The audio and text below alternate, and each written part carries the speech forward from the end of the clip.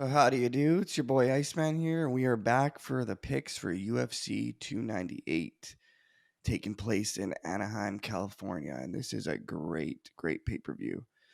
So, if you guys watched last week's picks, I gave you 10 picks for that card. We hit on seven, so 70%. Not the greatest. Usually, I like to try to be around 80, 90% on the entire fight card, but it is what it is. 100%, obviously, that's, next to impossible to be 100% on your picks. But if I can be around 80, 90, that's pretty good. But the one that really cost me was Joe Pfeiffer. Um, he really came in there, looked great in the first two rounds. But man, just seemed to just fall off, and his gas tank didn't seem to be there at the end. And even gave up a takedown too against Hermanson. But man, Dana White's mad. Dana White's going to be selling that house. He got Joe Pfeiffer, but it is what it is. That's why we love this sport, right? And even this weekend, so we got Alex Volkanovski taking on Ilya Topuria, main event. This is a great matchup, man. I think this one is going to be literally nonstop fireworks because Ilya Taporia will stand in the pocket and trade, and so will Volkanovski. Volkanovski's an absolute savage, and I don't even think both these guys got pretty decent ground games. Taporia is a high level black belt. I don't even think they're going to be going to the ground on this one. I know Taporia likes to knock people out, and Volkanovski's got something to prove in this matchup, man. If you guys see by the odds here, even odds on my website when I last checked, it was dead even minus 110 for Volk and minus 110 for Ilya Taporia. That tells me they're counting out Alex Volkanovski. A lot of people think Ilya Taporia is going to win. The fact that you're making those odds even, that is crazy, man. Oh, that is, I'm still in shock. What do they know that I don't? Is he got an injury? Big deal. He got knocked out his last fight against Islam Makhachev, who he took the fight on vacation, 6-day notice. He was on the beach somewhere. Islam was preparing for months for Charles Oliveira in Abu Dhabi with his entire team for months. And then, Volk took it on 6 days notice. Now I get it, right? Like a lot of people think, yeah, he lost the fight, but realistically, he actually won. I think he made like $10 million or something crazy like that, not including the pay per view buys. Realistically, you might have lost the fight, but you're actually winning in the long run, right? That's a lot of money. Your family's set for life off that type of money, right? Even Francis Ngannou, if he goes in there, loses to Tyson Fury, loses to Anthony Joshua, gets knocked out by Joshua, who, realistically, he lost the fight, but did he really lose? No, man, the guy's winning, bro. When you're making that type of money, you're actually winning. So that first fight with Islam, a lot of people even thought he won the fight against Islam Makhachev. Um, and then, he came off that vicious destruction over Yair Rodriguez. And then, of course, his last fight took on short notice. And he was looking a little soft around the midsection. He wasn't looking as shredded as he usually does at the weigh-ins. Makes sense. He's moving up in weight, and he wasn't even in camp. Now, this fight, totally different, man. He's locked in. He's got something to prove. And Ilya Taporia is a savage himself. Don't get me wrong, but who's Ilya Taporia's biggest win? In my opinion, his biggest win's probably over Josh Emmett, right? And Ryan Hall, that was a big win too when he knocked out Ryan Hall. Beating Bryce Mitchell, that was phenomenal too. But none of those guys are the level of Alex Volkanovski. He's not fought the guys Alex Volkanovski's fought, right? If Topuria were to fight Max Holloway tomorrow, do you actually think Topuria would be the favorite going into that Max Holloway fight? I don't think so. I think Topuria would be the underdog. It might not be a big underdog, but I think he would be a slight underdog going against Max Holloway. And you know what Volkanovski did to Max Holloway? The last two fights, at least. Yeah, this is really interesting, man. I got to go with Alex Volkanovski. He's never lost at featherweight. The guy's super motivated. The only issue is he is coming off that knockout loss, and the turnaround is pretty quick. But man, for a guy like Volk, I think that guy's, he's so strong mentally. I don't think it's going to affect him like it would someone else. Now, that being said, Ilya Topuria hits hard, and if he lands on the chin, who knows? It could be good night, but I got to go with Volkanovski, man. I can't bet against him at featherweight. He's just, especially with a full camp. If this fight was short notice, then yeah, maybe I'd take Topuria.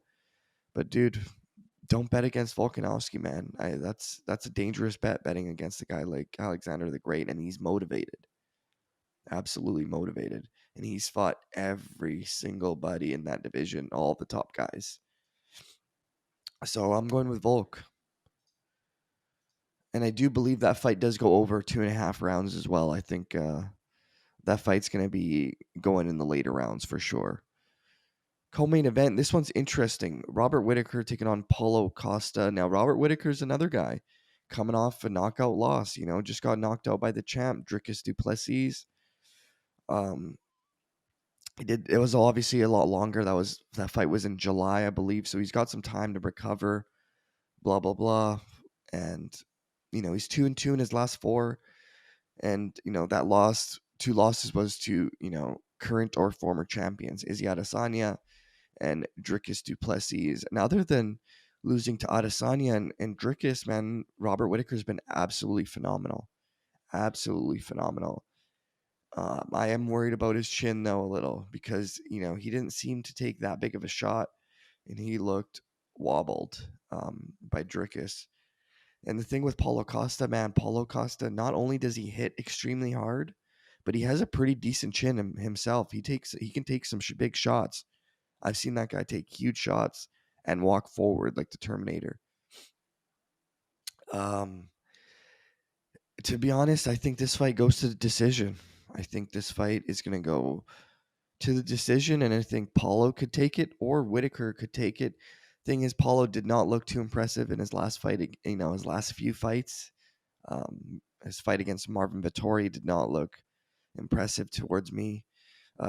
To me, it was 3 years ago, I know, but he took some time off, took over a year off after beating Luke Rockhold. He fought Luke Rockhold in 2022.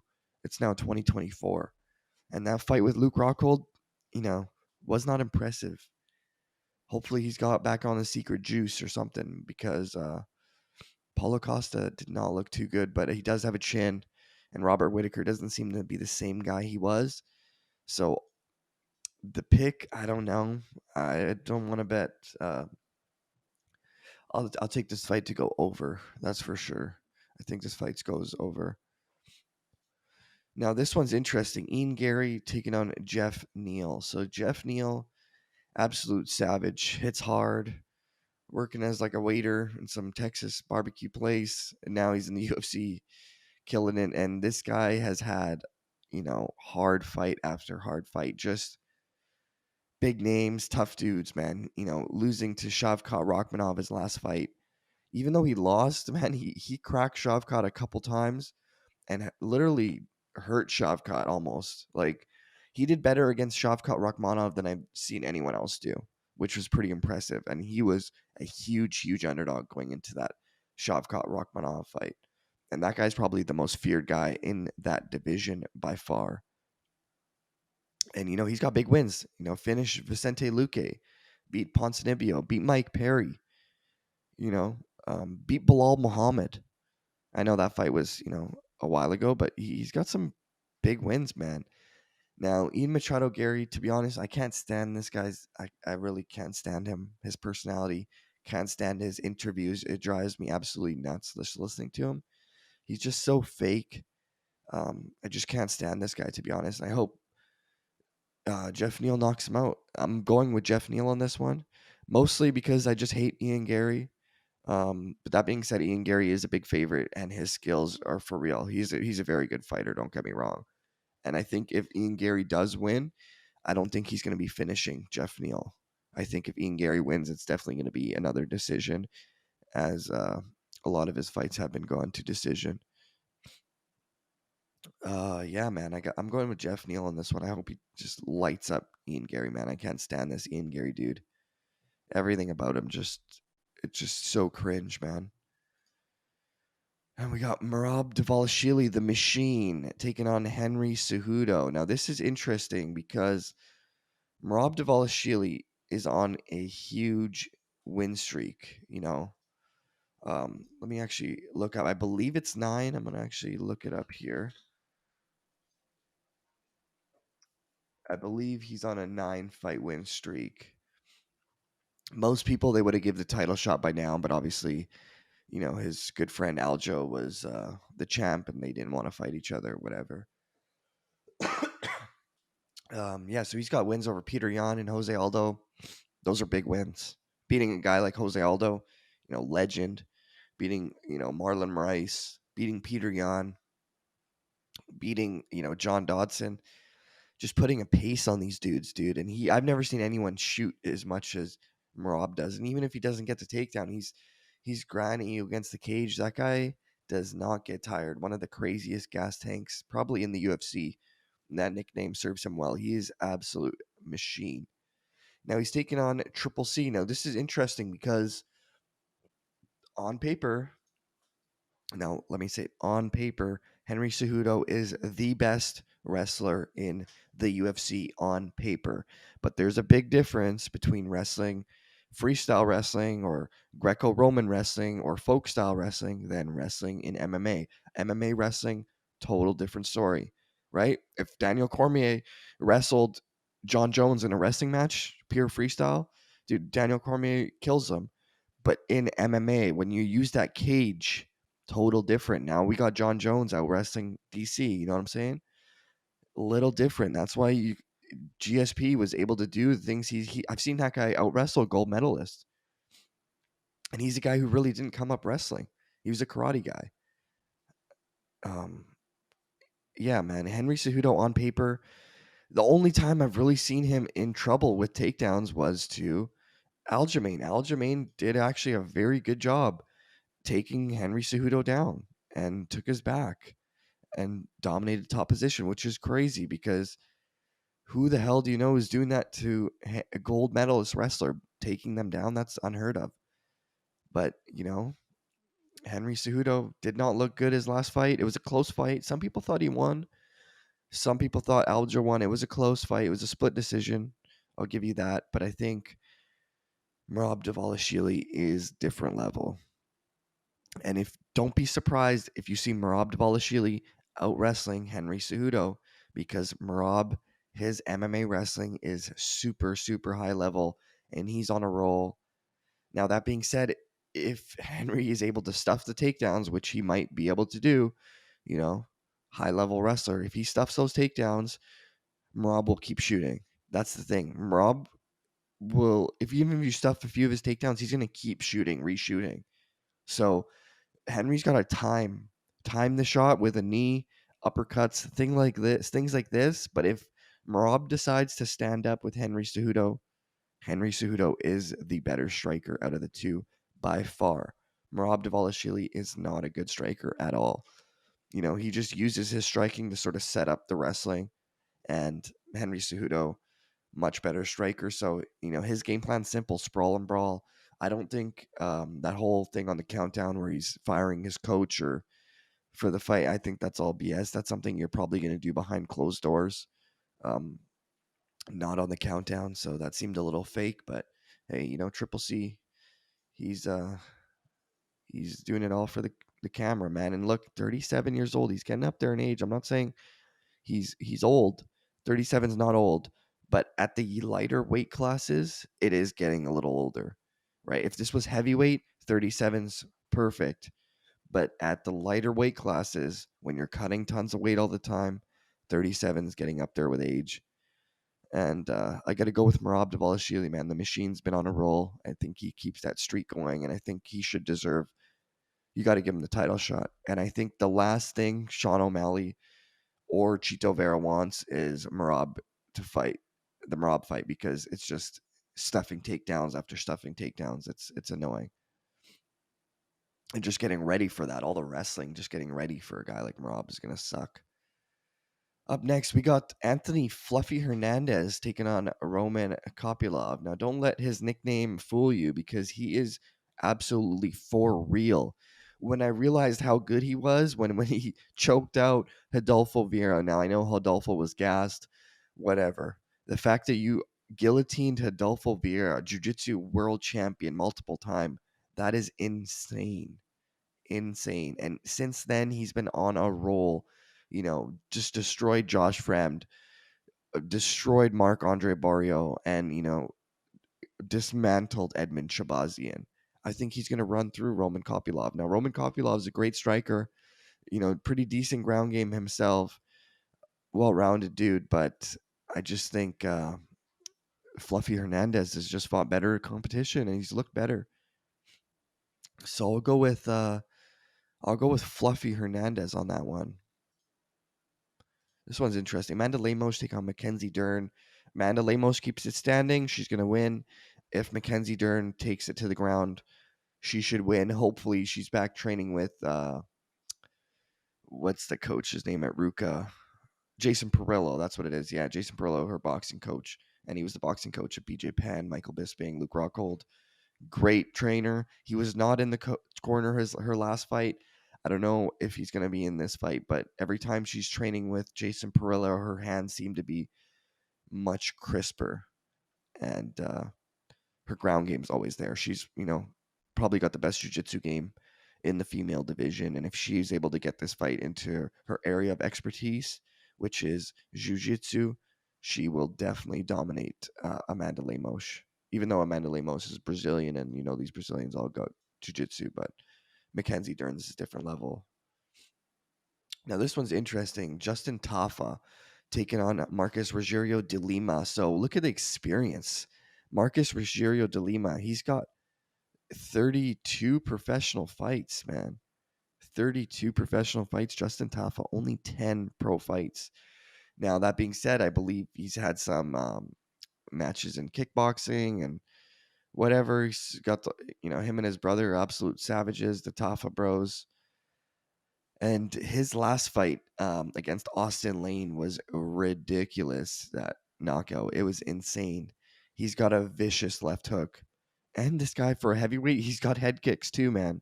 He's a great striker. If this fight stays on the feet, I think I like Justin Tafa on this one. I mean, Marcus Rogerio de Lima is coming off a vicious knockout loss. The flying knee by Derek Lewis. Derek Lewis just ran out there, flying kneed him off the bat in that Poirier Gaethje card. That was crazy, man. And, just destroyed de Lima.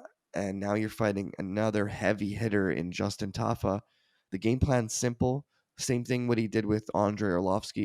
If he's able to take the opponent to the ground, Tafa is going to be in trouble. He's going to have the significant grappling advantage. But if this fight stays on the feet, which it does start on the feet, you don't want to get hit by Justin Tafa. These Tafa bros, they hit hard, man. And yeah, man, I think I'm going to go with the underdog on this one. I think I'll go with Justin Tafa. Now, this is the last one I'm going to touch on here. If you guys don't know, Hinya Nakamura. Nakamura, this guy's the biggest favorite on the card, as well he should be. This is a guy they're going to want to build up because Japan doesn't really have too many big names right now that are, on the come up. Back in the day, they used to have, Sexyama and Yushin Okami and some pretty big names. From Sakurabas to Takanori Gomis, they don't really have that anymore. So they're going to want to build that Japanese market because Japan has got a big mixed martial arts following, martial arts in general. And, they're really going to try to push Tatsuro Taira and Hinya Nakamura. So if you don't know Hinya Nakamura, he's a guy who won gold medal in freestyle wrestling, I believe, at the World Cup. And it was the under 23, I believe. And he's just an incredible freestyle wrestler. You don't really see too many high level freestyle wrestlers in the Olympics from Japan.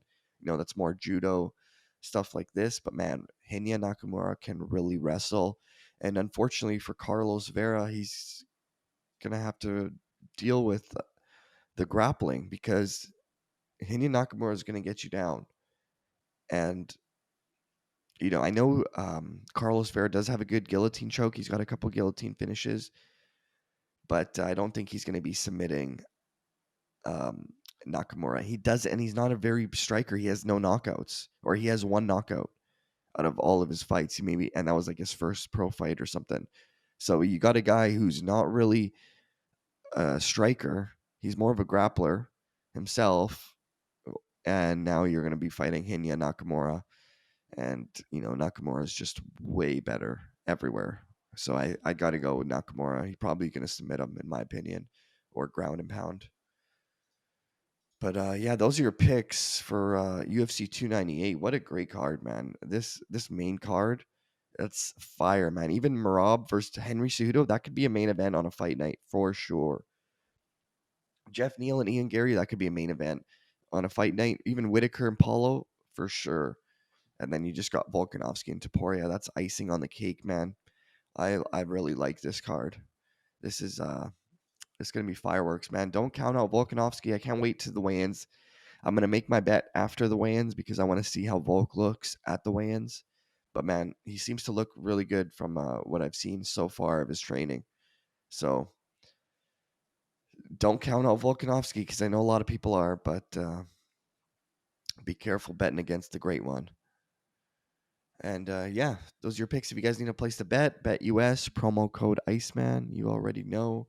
Enjoy. Let's make that money. Out.